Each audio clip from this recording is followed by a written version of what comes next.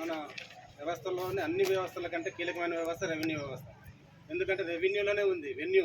అంటే అన్ని డిపార్ట్మెంట్లకు ఇది ఒక వేదిక. కలెక్టర్ గారు కావచ్చు, ప్రభుత్వం కావచ్చు, ఏ పని చెప్పాలన్నా ముందుగా ఫస్ట్ చెప్పేది రెవెన్యూ వ్యవస్థకి. ఎందుకంటే ఒక నమ్మకం.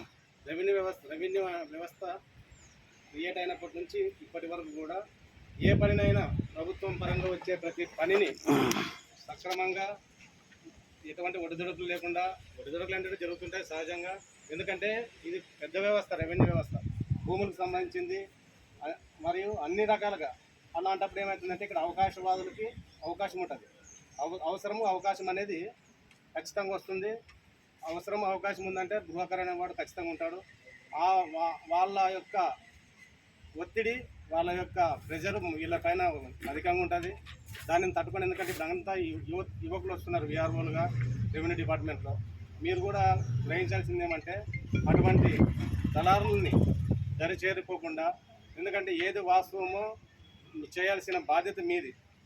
ఏదైనా భూమి కానీ, ఒక కులం సర్టిఫికేట్ కానీ, ఒక ఇన్కమ్ సర్టిఫికేట్ కానీ ఇప్పటి నుంచి, ఎందుకంటే అన్నీ ఆన్లైన్ అయిపోయినాయి.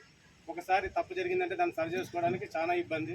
కాబట్టి ఇప్పుడున్న యువకులు, ఎందుకంటే అందరూ కూడా టెక్నికల్గా నేర్చుకున్న వాళ్ళే ప్రతి ఒక్కరు కూడా. ఎందుకంటే ఇక్కడ సీనియర్లు కూడా ఉన్నారు.